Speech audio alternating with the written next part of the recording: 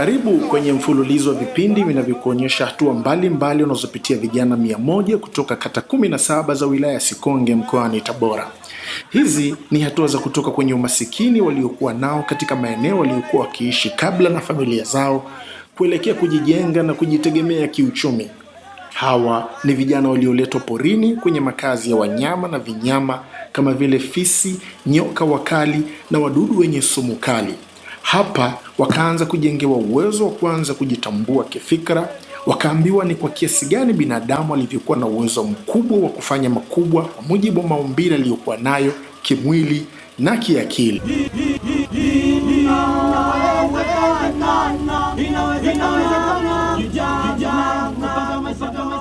Ikawa kubwa zaidi. Kwa hiyo nikatengeneza concept note yangu, nikaenda nikamwona Mheshimiwa Waziri Mkuu, nikamueleza kwa kifupi nia nilionayo katika kuanzisha kijiji cha vijana cha Mfano. Akaniambia usiwe na wasiwasi, tuko pamoja na mimi nitakusaidia. Wewe anza harakati hizo, mimi niko pamoja na wewe. Nikamwachia ile concept note, lakini baada kama ya mwezi mmoja na nusu hivi akanirudishia akiwa ameweka comments zake nyingi sana mle za mambo ambayo yeye anafikiri ni muhimu yakafanyika na mawazo yake. Ile ikanipa moyo sana na hamasa kubwa kwamba kumbe mimi nilimwachia nikadhani asingeisoma angeiweka pembeni, lakini kumbe ameisoma, ameipa uzito mkubwa na mpaka amehakikisha inanifikia tena ili na mimi niweze kupata mawazo yake. Lakini kwa bahati mbaya kipindi kifupi tu pale nikahamishwa na kuwa mkoa wa Tabora. Niseme bahati mbaya au bahati nzuri kwa upande mwingine. Kwa hiyo nilipofika hapa nia ile nikaendelea kuwa nayo. Na kwa bahati nzuri tulipokuwa kwenye semina elekezi, Mheshimiwa Rais na Mheshimiwa Waziri Mkuu wakasisitiza sana kwamba katika maeneo yetu ya kazi moja ya vipaumbele vyetu viwe ni kuangalia namna ambavyo tunaweza kuwasaidia vijana kupata ajira na kubadilisha maisha yao. Kwa hiyo nilipofika Tabora nikaangalia ni kitu gani naweza kufanya. Nikapata wazo kwamba naweza kuwawezesha vijana katika maeneo mawili, kilimo na ufugaji wa nyuki na urinaji wa asali. Lakini kwa bahati mbaya nikawa naona hakuna rasilimali kwenye bajeti zetu. Kwa bahati nzuri tulikuwa tunadai fedha yetu tozo ya zao la tumbaku, tunasema produces. Nikasema tukifanikiwa kupata hizi fedha, moja ya mambo makubwa ambayo tutafanya ni kuanzisha mradi wa vijana katika wilaya ya Sikonge. Kwa hiyo tulipopata zile fedha nikawaomba madiwani, nikawashirikisha juu ya wazo hili na kwa bahati nzuri waliridhia. Niliungwa mkono sana na madiwani, akianzia mwenyekiti wa halmashauri Mheshimiwa Kamoga, lakini Mheshimiwa mbunge wa jimbo la Sikonge Mheshimiwa Saidi Nkumba naye aliunga mkono sana wazo langu. Wakafanya kazi kubwa na nzuri sana ya kuwashawishi madiwani wote. Madiwani wote wakaunga mkono wazo hili kwa kauli moja ili tutoe fedha kwa ajili ya kuwasaidia vijana. Kwa hiyo kwa mwaka wa kwanza wa fedha mwaka jana wakatoa jumla ya shilingi milioni 500 kwa ajili ya kuanzisha mradi huu, na mwaka huu wa fedha wameongeza tena shilingi milioni 300 ili tuanzishe mradi huu wa vijana. Kwa kiasi kikubwa asilimia kama 90 ya hii fedha bado haijatumika, iko kwenye account kwa sababu tulikuwa tuko kwenye mchakato. Kwa hiyo kazi ya kwanza ambayo tulifanya na tulitaka iwe nzuri kabisa ni kwamba tulitaka kijiji hichi kwa kuwa ni cha Mfano, kila sentano itumike ilivyokusudiwa. Uratibu wake uwe tofauti sana. Ukiwatazama vijana wa Sikonge na hali zao na maisha yao, wengi kutokana na kilimo cha tumbaku walikatisha masomo yao. Kwa hiyo tuna vijana wengi ambao hata darasa la 7 hawakulimaliza. Kwa hiyo hawa unakuta hata ukiwapeleka kwenye vyuo vya VETA bado wanapata changamoto kwa sababu mfumo wa elimu kule bado ni mgumu, kuandika, kufanyaje. Lakini hapa wanahitaji kujifunza kwa vitendo zaidi, kutenda zaidi, kuandika kidogo. Kwa hiyo tukasema katika mfumo wa namna hii, elimu isiyo rasmi lakini itakayomjenga katika muda mfupi, tufanye nini? Kwa hiyo tukasema tuwe na waratibu lakini ambao sio kwa mifumo ya curriculum za kawaida tulizozizoea katika vyuo vyetu. Tuliwaambia kwamba tunalenga kuwa na aina za miradi mikubwa 5 katika kijiji chetu. Kwanza tuwe na kilimo, lakini hichi kilimo kitakuwa kimegawanyika katika maeneo mawili. Kilimo cha mboga na matunda kwa maana ya miembe mifupi, michungwa na kadhalika. Lakini pia kilimo cha nyanya, vitunguu, pilipili hoho, bamia na biringanya. Hivi navyo vinalipa sana. Kwa hiyo tukasema tutakuwa na kilimo, lakini kilimo kwanza kitagawanyika katika sehemu mbili cha mboga na matunda ambacho unaweza ukakifanya hata msimu wa kiangazi, lakini tutakuwa na kilimo cha mazao mazao yanayostahimili ukame kwa maana ya muhogo na viazi vitamu, mazao ya nafaka na mazao ya mafuta kwa maana ya alizeti. Kwa hiyo tumekwisha anza kilimo cha bustani na tutafunga greenhouse. Tumefunga moja ya kwanza, tayari tuna seti za drip irrigation 5, lakini pia tutafunga greenhouse nyingine 6. Kwa hiyo mstari mzima mmoja utakuwa ni kwa ajili ya kilimo cha greenhouse ambacho kina uwezo mkubwa wa kuzalisha zaidi na kwa faida kubwa zaidi. Lakini ukiondoa section ya kilimo, tutakuwa na section kubwa sana ya ufugaji wa nyuki. Hadi sasa tuna mizinga 630. Hapa kijijini tuna mizinga 500, lakini kwenye eneo jingine tuna mizinga 130. Katika mizinga ambayo iko hapa kijijini, katika mizinga tuliyokwisha itundika, mizinga 70 tayari imekwisha ingia makundi ya nyuki, na ni wiki 1.5 tu tangu tumeitundika, lakini tayari mizinga 73 imekwisha ingia nyuki. Kwa hiyo ina maana baada ya muda mfupi tunaamini tukitundika hiyo mingine iliyobakia, tutakuwa mizinga yote 500 itakuwa imeingia nyuki. Kwa hiyo tutakuwa na mradi wa kwenye nyuki, tutaenda hatua zote. Tutaanza na uchongaji wa mizinga. Kwa hiyo tutakuwa na karakana ambayo inaweza kuchonga mizinga ya kijiji chenyewe, lakini pia hata ya kuuza. Lakini wa vijana wanapatiwa mafunzo kutoka chuo cha ufugaji wa nyuki Tabora. Kwa hiyo watakuwa wanajua, wataalamu wa kufuga nyuki, na watafundisha hata na watu wengine kijijini. Lakini pia urinaji wa asali na uchakataji. Tunazo mashine 2 za kuchakata asali na vifungashio tumekwisha videsign. Kwa hiyo baada ya muda tutakuwa tunaichakata na kuifungasha na kuuza ikiwa imeshawekwa katika ujazo wa lita 1 na nusu lita mpaka robo lita. Tunaamini kwa kufanya hivi tutapata faida kubwa zaidi. Kwa bahati nzuri hata 8 ya safari hii vijana wa kijiji hichi watashiriki kwenda kupeleka asali ambayo imekwisha chakatwa na kufungwa kwenye vifungashio vizuri. Kwenye jambo hili tunashirikiana na watu wa SIDO, na tunaamini kabla ya kufikia kwenye 8 tutakuwa tumekwisha pata nembo yetu ya TBS na barcode kwa ajili ya kufanya biashara ambayo imesajiliwa rasmi na inakubalika kwa viwango vya kitaifa na kimataifa. Lakini pia tutakuwa na section ya ufugaji wa ng'ombe wa maziwa na mbuzi wa maziwa. Section nyingine itakuwa ni section ya ufugaji wa kuku wa mayai na kuku wa kienyeji ambao wana soko kubwa sana katika wilaya yetu ya Sikonge na mkoa wa Tabora kwa ujumla.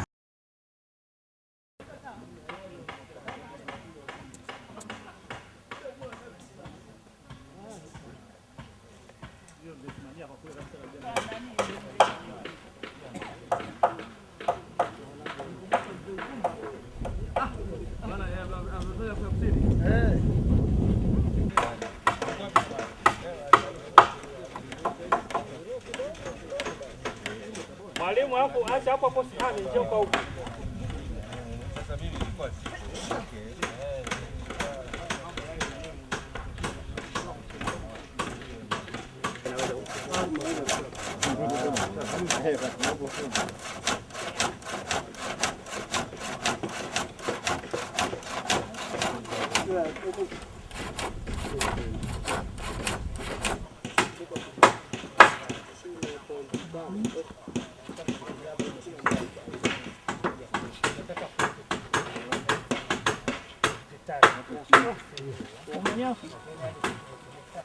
Wiki hii kijiji hiki cha Mfano kilipata bahati ya kutembelewa na mlezi mkuu ambaye ni mkuu wa mkoa wa Tabora, Bibi Fatma Mwasa, aliyekuja na timu kubwa ya viongozi mbalimbali wa ngazi ya mkoa na wilaya kwa ajili ya kujitolea kusaidiana na wanakijiji katika shughuli zao mbalimbali wanazofanya kila siku, kuanzia ujenzi wa mabanda ya kuwekea mizinga yenye nyuki, ufyatuaji wa matofali na shughuli nyingine nyingi sana.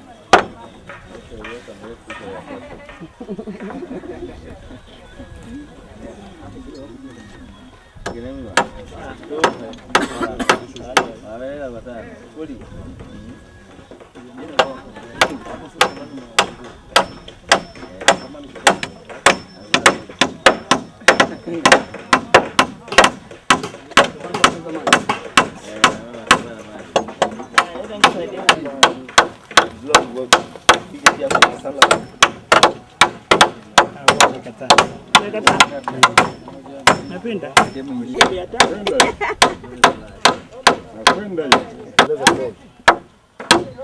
Hapo lakini misumari nayo ni misumari ya Kichina.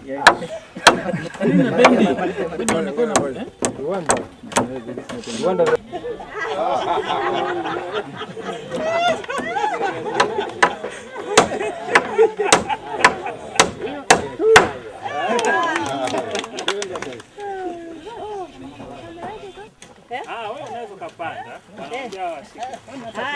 Leta nyundo. Leta nyundo wewe.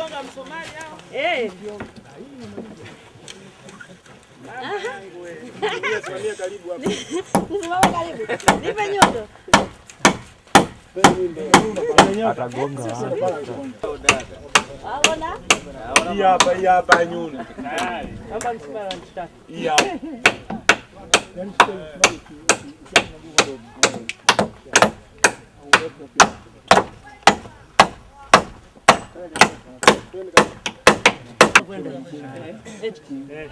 Nani hebu shikeni hapo umevuta kidogo. Hapo hapo je? Leta ubao hiyo.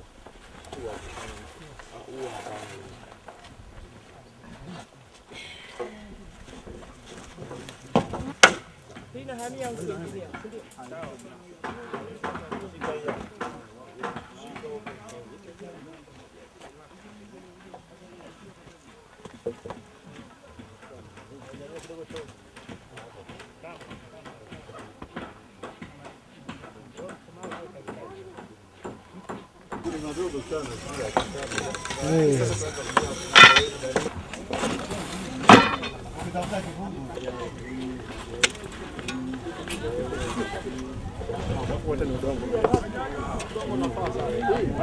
Uko sawa. Bado moja hapa.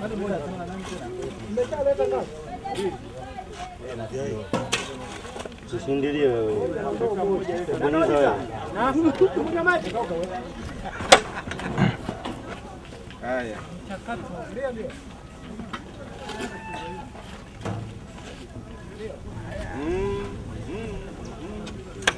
Mungu sawa. Malipo yake. Bado jongo hujajaa. Bado hujajaa huo. Hiyo. Tunaona? Ndio sindakiwa hivi. Hapana, laini mno hii. Laini mno hiyo haijajaa. Hapo sawa sasa. Unaona? Inakubali tu yenyewe hapo sawa.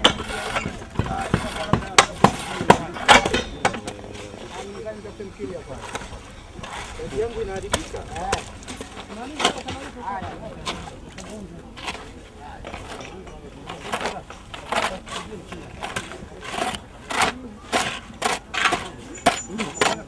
Ni udongo au simenti? Ni simenti. Sio bonyeza huko.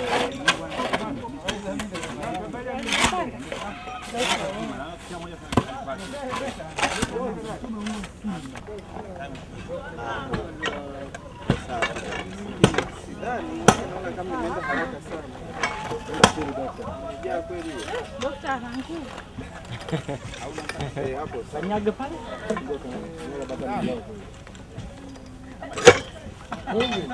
Majembe yako na majembe mengi. Azuka hiyo. Penyengo. Kuuza moja hapo ongea na mpiga mtafute. Gari mkurugenzi anasema kuna gari moja kila kio kitoke leo. Alafu hakueleza gari gani niandikie kio hapa ili gari hiyo iende Tabora zaidi.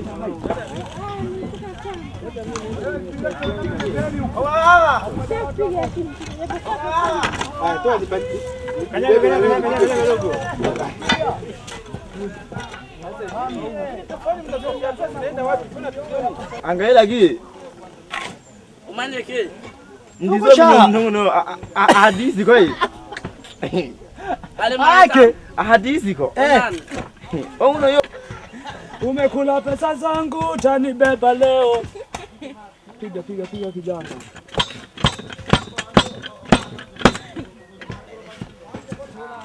Lete mkono. Helesi kanuna.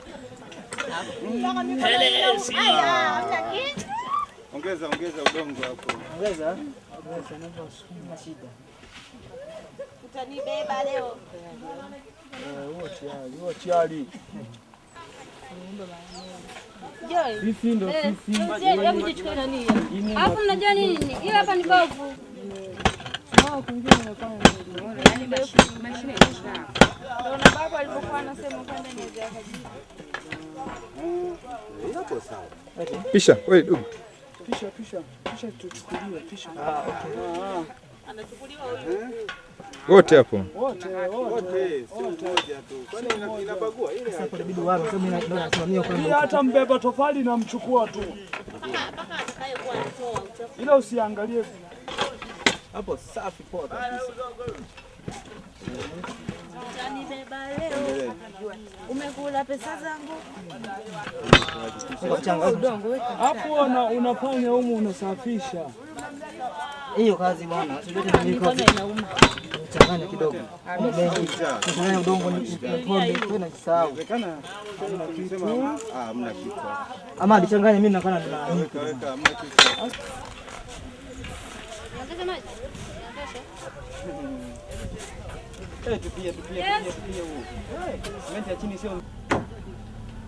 Nakula vumbi leo babu. Tajiri. Unakula hii.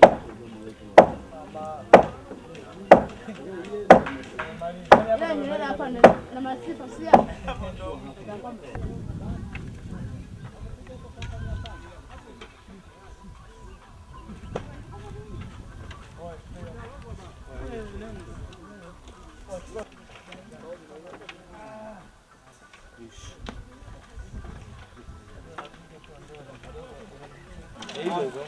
Ungeenda kuchagua pale.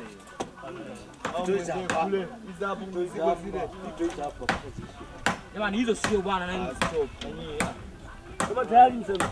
Kama Mungu bado. Bado. Tayari. Na nyie. Sasa mtupe vitu za hivi umesikia? Za hizi. Za hizi. Hapo za huko Kama homu tulipe hiyo.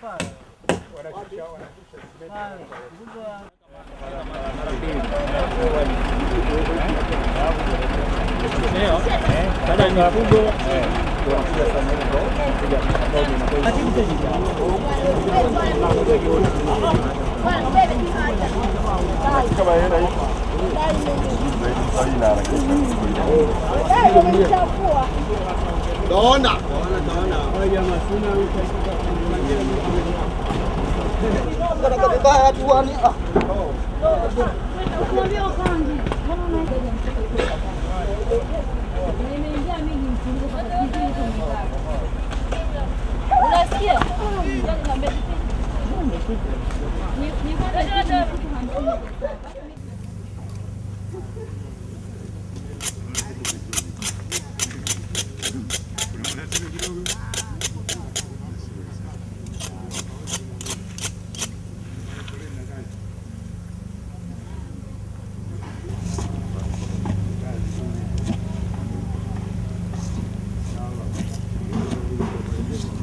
Pombe kaenda shule. Unaona? Ndio kweli. Ndio mtu alipouliza Kenya saji. Hivi si 80 ya kadamu. Kadamu. 80 au 70. Ila hiyo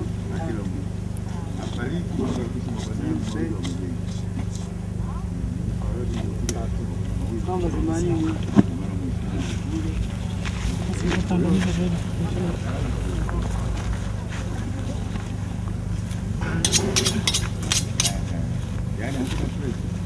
Kwanza wamepandisha pensi, nimewambia wataalamu wote waliokuwepo, japo kwa mawili kule kishakamilika, watakuja kula huko. Sasa hivi kwa kiasi kama hili Supu kongolo. Angalia, alafu utapiga search katika nyumba kwa kisha. Huwezi kuelewa. Maana hapa najua wazee hapa nyinyi mtapata shida sana wa jamaa. Hizi picha mlikuwa nazo namba mbovu sana. Lakini babu, na mimi uniamini? Bwana Azana usisahau. Azana kama mimi bila sumbuliwa. Fika muda uende wa watu wengi sana maana bila sumbuliwa tumbo kwa sitajiki kula nyama nyingi sana. Wewe una matatizo. Babu. Wapi wewe? Babu nikwambia mimi. Nadhani mimi nyama unaichukua kama ni sehemu ndogo sana kwangu.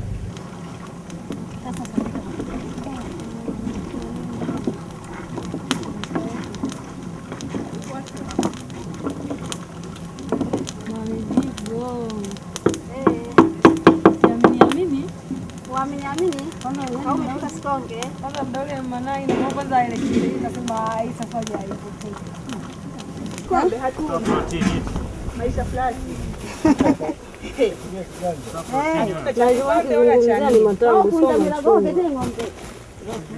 Ngoja nisemelo.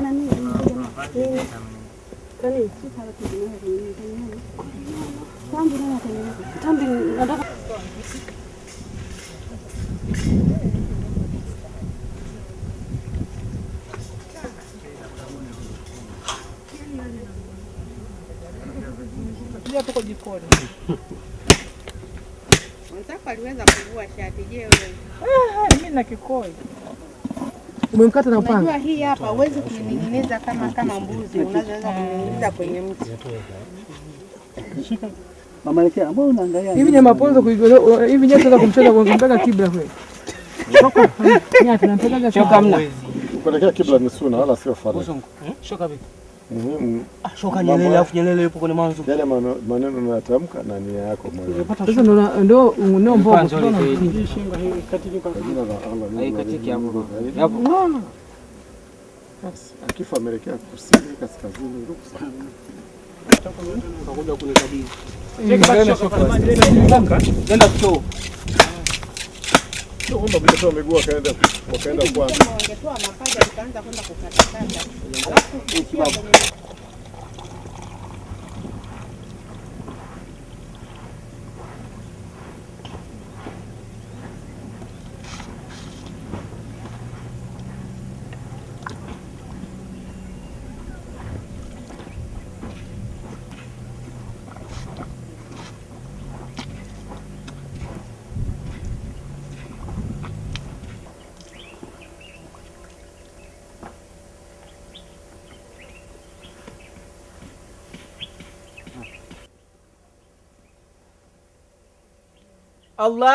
Allahu Akbar, Allahu Akbar, Allahu Akbar, Allahu Akbar. Asyhadu an la ilaha illallah. Asyhadu an la ilaha illallah. Asyhadu anna Muhammadan Rasulullah. Asyhadu anna Muhammadan